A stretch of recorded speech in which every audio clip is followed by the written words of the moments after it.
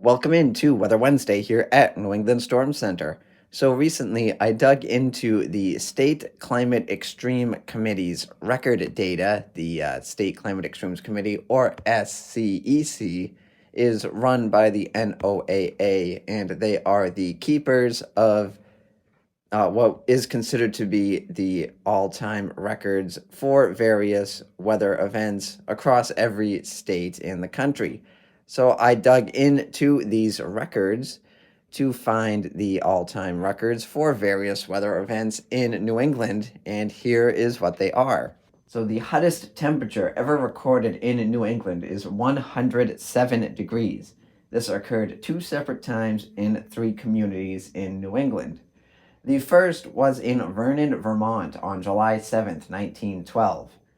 Now, when you go back to the early 1900s, a lot of heat records are in debate. There's a debate about whether or not the 134-degree all-time global temperature that occurred in Death Valley is accurate or not. Some do not consider that accurate, but that is still officially the record, but that is a story for another Weather Wednesday. So you could call into question the 107-degree reading in Vermont, but the first week of July 1912 saw a well-documented extreme heat wave torch the northeastern and midwestern United States. One of the New York Tribune's top stories on July 10th, and most of their first page on this day, was dedicated to this heat wave. They wrote 9 dead, 36 prostrated, and 2 were driven insane by the torrent of heat yesterday. They went on to write, the 7th day of excessive heat in New England was the hottest of the summer. 2 deaths and about 30 prostrations were recorded at Boston hospitals. So, it is definitely within the possibility of this 107-degree reading in Vermont. The second instance of 107-degree heat in New England occurred on August 2nd, 1975, which is now known simply as Hot Saturday. This recording occurred in both Chester and New Bedford, Massachusetts. This day also gave Rhode Island its hottest recorded temperature ever, which was 104 degrees in Providence. Other cities that hit 100 degrees that day includes Portland, Maine, Bangor, Maine, Concord, New Hampshire, and Portsmouth, New Hampshire. On top of that, Nantucket saw its only 100-degree plus reading on record. This day also gave Mount Washington's summit its highest recorded temperature ever when it hit 72 degrees on this day. There was one other day on record, by the way, with a 72-degree reading at the summit. That was June 26, 2003. However, the exact recorded temperature in 2003 was 72.1, and on August 2nd, 1975, the exact reading was 72.2. So we'll give it to August 2nd, 1975 for the tie break there. The coldest temperature ever recorded in New England occurred 3 times in 3 separate states. This is negative 50 degrees. This air temperature was first recorded on January 22nd, 1885 at the summit of Mount Washington. Now, when you go to the Mount Washington Observatory's list of records, they officially have negative 47 listed as the coldest temperature, which occurred in January 1934 and this past February during that extreme Arctic blast. This is because the modern observatory only dates back to 1932, so their official records only date back to 1932.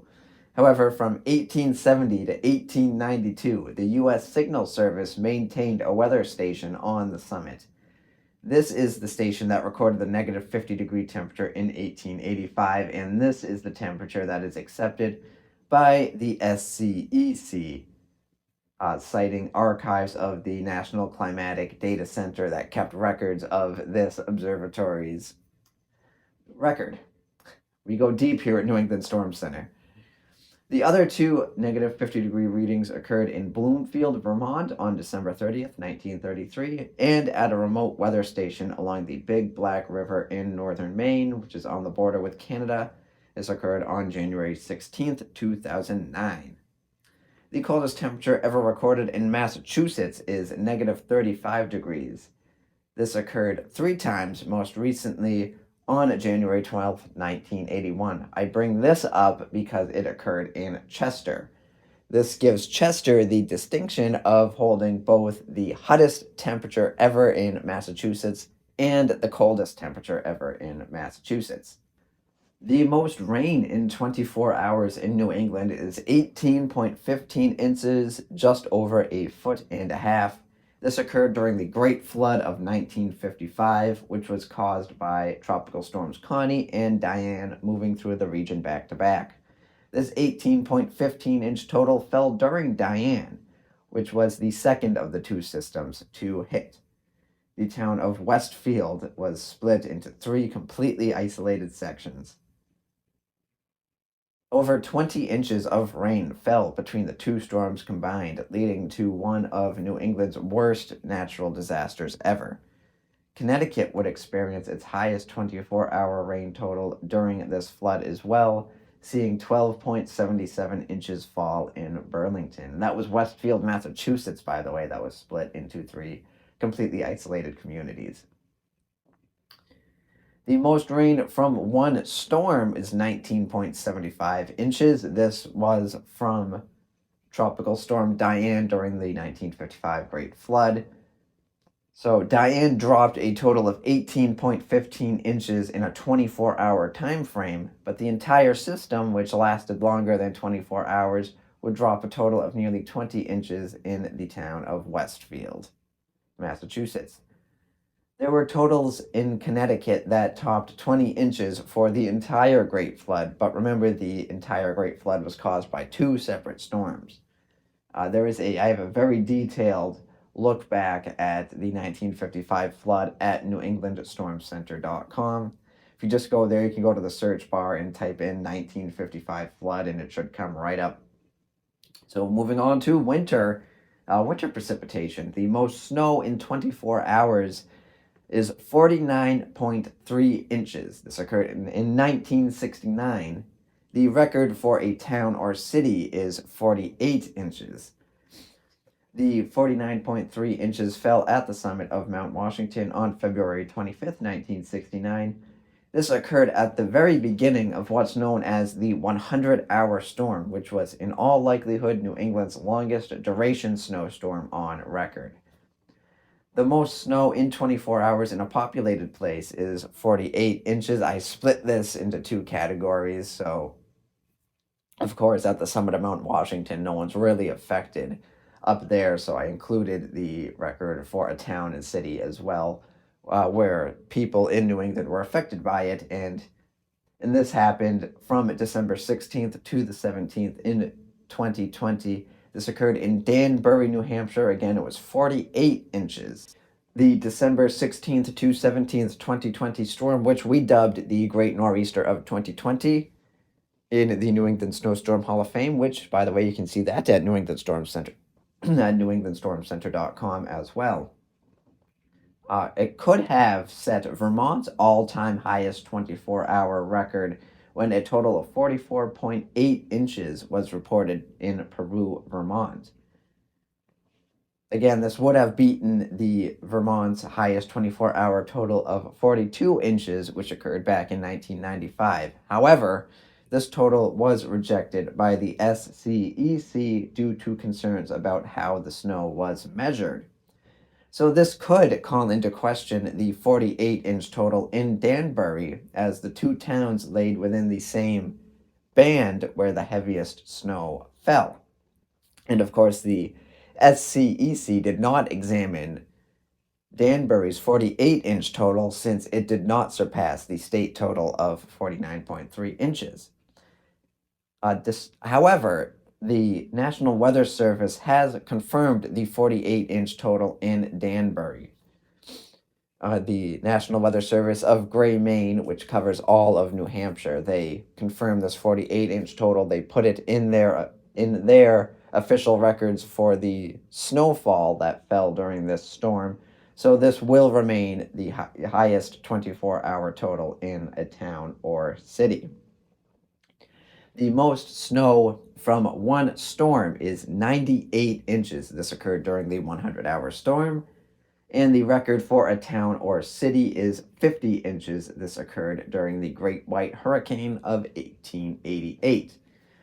So, like the rainfall record, the record for 24-hour and one storm snow totals came from the same system.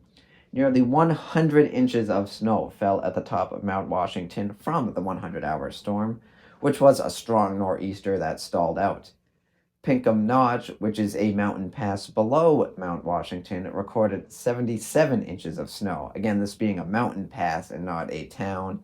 That does not count toward the record for the town or city. The record for a town is 50 inches, which fell during the Great White Hurricane of 1888 and stands atop the list of New England snowstorms.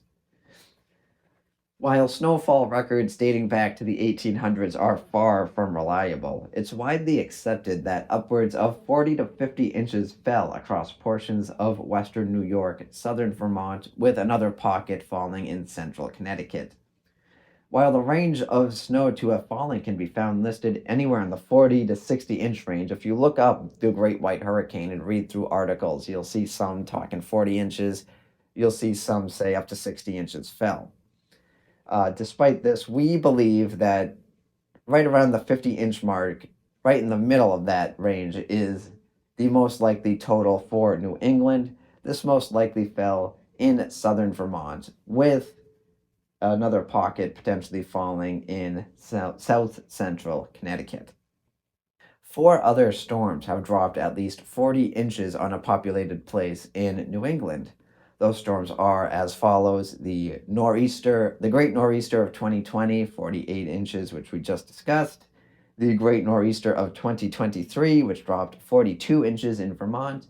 And the blizzards of 2013 and 1978 round out the distinction of blizzards and snowstorms that have dropped 40 inches of snow on New England. The deepest snowpacks in New England's 5 other states are as follows: Vermont, 149 inches, which was measured in 1969 on Mount Mansfield.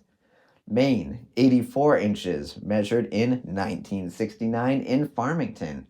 Massachusetts, 62 inches, measured in 1996 in Great Barrington. Connecticut, 55 inches, measured in 1961 in Norfolk. And finally, Rhode Island, 42 inches, measured in 1978 in Foster, that fell during the blizzard of 78, which was, of course, Rhode Island's worst snowstorm ever. No snowstorm comes even close to the blizzard of 78 when talking about Rhode Island. So those are the weather records from the SCEC. I posted an article a few weeks ago on NewEnglandStormCenter.com detailing these weather records. I do want to include one more weather record that I did not include in that article, and that is the longest track tornado in New England history. This tornado was an EF2 that touched down on July 24th, 2008, known really simply as the New Hampshire tornado.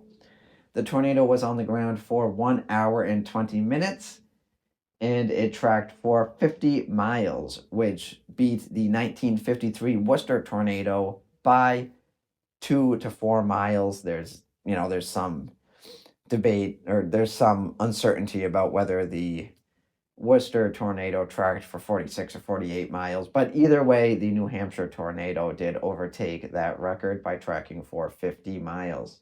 The tornado touched down in Deerfield and continued moving northeast until it dissipated in Freedom. So I did just want to add in that one last one that I thought of after I posted that article. Of course, this